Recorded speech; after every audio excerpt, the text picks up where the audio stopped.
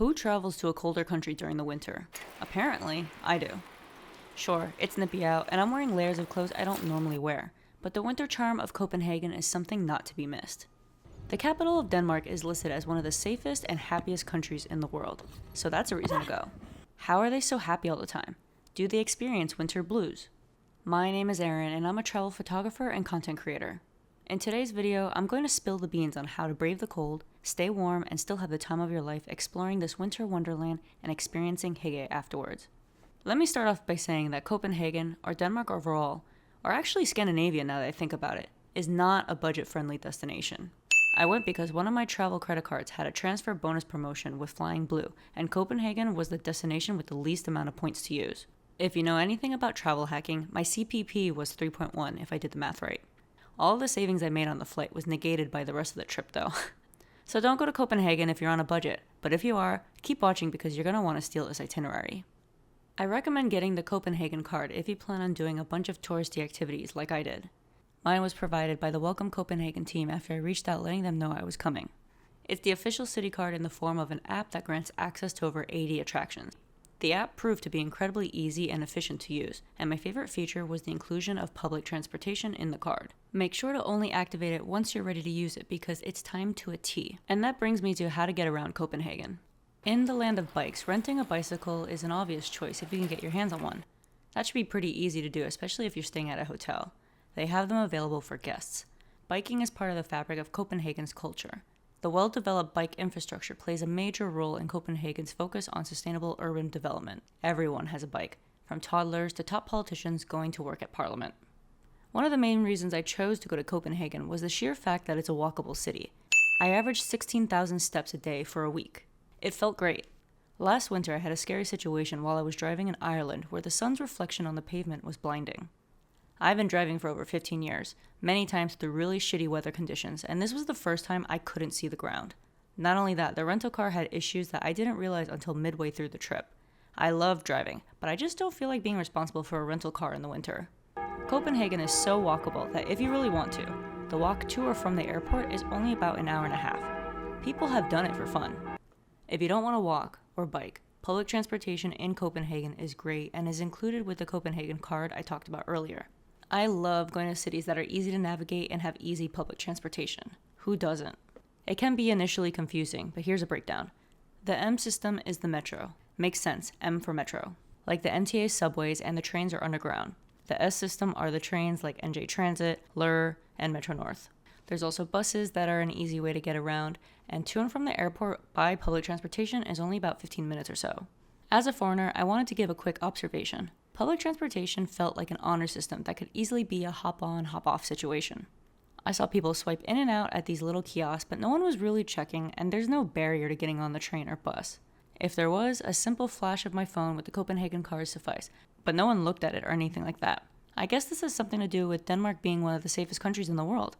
The whole time I was there, one thing I kept thinking about was the social contract citizens have with the government, and also the fact I didn't get catcalled once. So where to stay?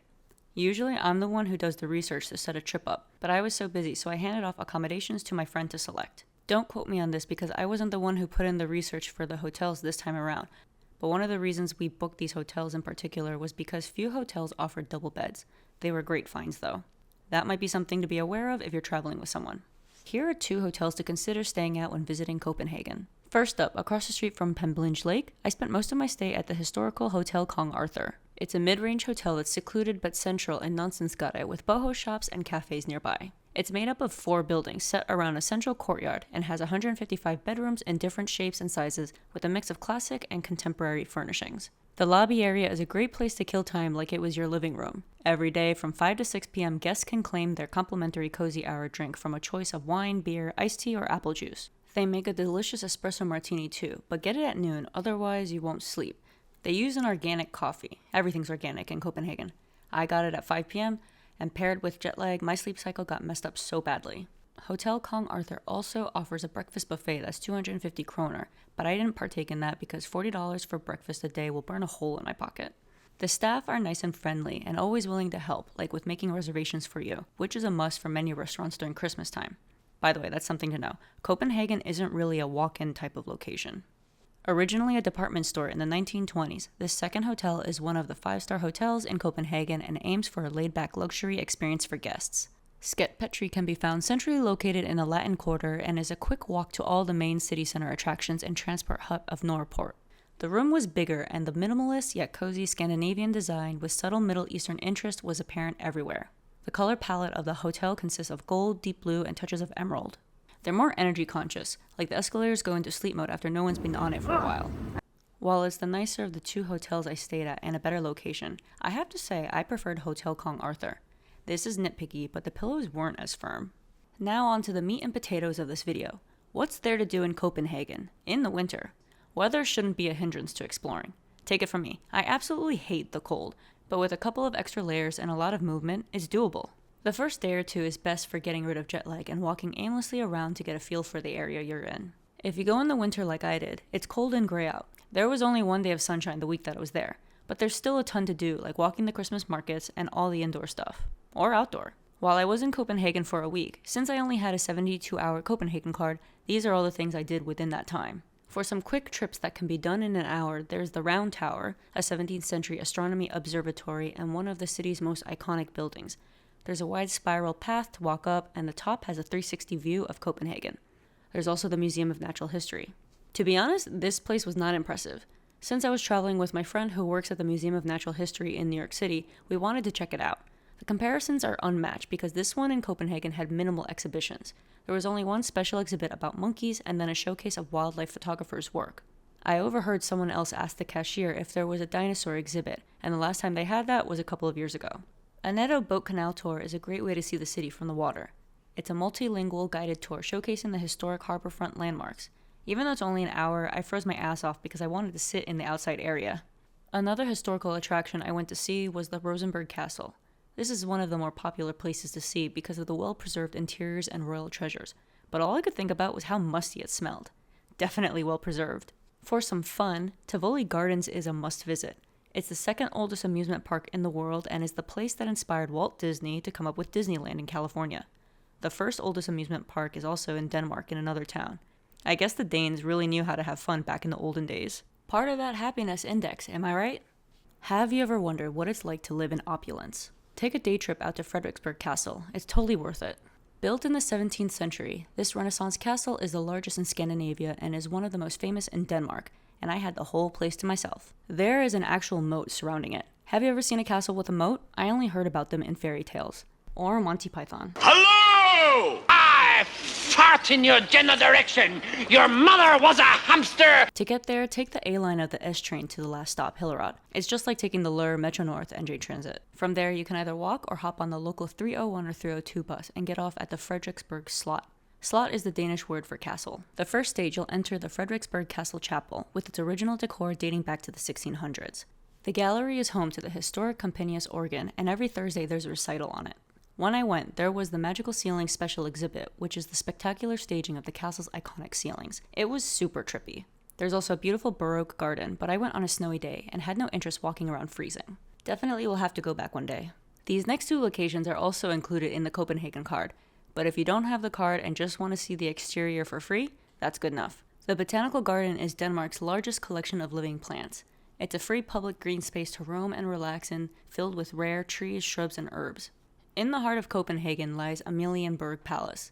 On one side is the marble church with its huge copper-green dome, and on the other is the museum that gives access to a behind-the-scenes exhibit of the monarchy today and its traditions. Amalienborg is famous for its royal guard, known as the Royal Life Guard. Every day you can watch the tradition of the changing of the guards. Take your pictures in front of the Little Mermaid sculpture that was inspired by Hans Christian Andersen's famous fairy tale. It's made of bronze and granite and sits in the water at Langelini Pier. Okay, let's go.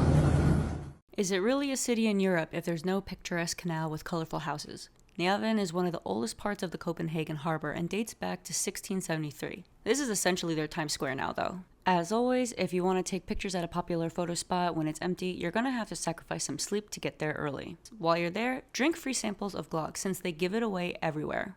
Glögg is a hot and sweet mulled wine that goes hand in hand with the Danish Christmas season. Many Danes add additional alcohol like schnapps or rum for a fuller flavor and kick. Down by the Havnegade area, you'll find a series of 5 soft play trampolines built into the sidewalk by the canal. This is a great way to get those endorphins flowing. Once again, happiness index. The last thing to know in this video, eating out adds up quickly. Like I said in the beginning, Copenhagen is not budget friendly. Whatever savings I got when I booked my flights with my Amex points netted out from eating alone. That being said, some restaurants have lunch specials. Look around for the signs that are laid out. And you can always count on Chinese restaurants and Burger Concept, a Danish fast food joint.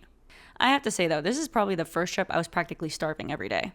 While Copenhagen is home to some of the best restaurants in the world, 14 of them Michelin heavyweights, I did not want to blow $30 or more on each meal. Grocery shopping also wasn't really an option since the hotels I was staying at didn't have a kitchen. Copenhagen is big on pastries and coffee, which I'm a fan of, but paying $11 for a latte and croissant is kind of ridiculous. As someone who lives in one of the most expensive cities in the world, I can confidently say that's more than New York City prices. I typically pay $8. This scrambled eggs for 2 people was $10 each, so $20 for this plate. My jaw almost dropped. However, one bakery you must eat at is St. Peter's, the oldest in town. I went there on my last day and I wish I had gone earlier in my trip. They're known for their cinnamon buns, but this cinnamon Danish was so flaky and buttery, and their croissant has got to be the most buttery one I've ever had in my life. Also, the norm is everything is organic in Copenhagen, which is great, but why is it always more expensive to access healthier options? This is my question that applies globally, not just here. And there you have it. I made this as comprehensive as possible, recounting everything I did. If you found this video helpful, please give it a thumbs up as it helps me a lot. Don't forget to subscribe so you can see more travel videos I put out. See you in the next one.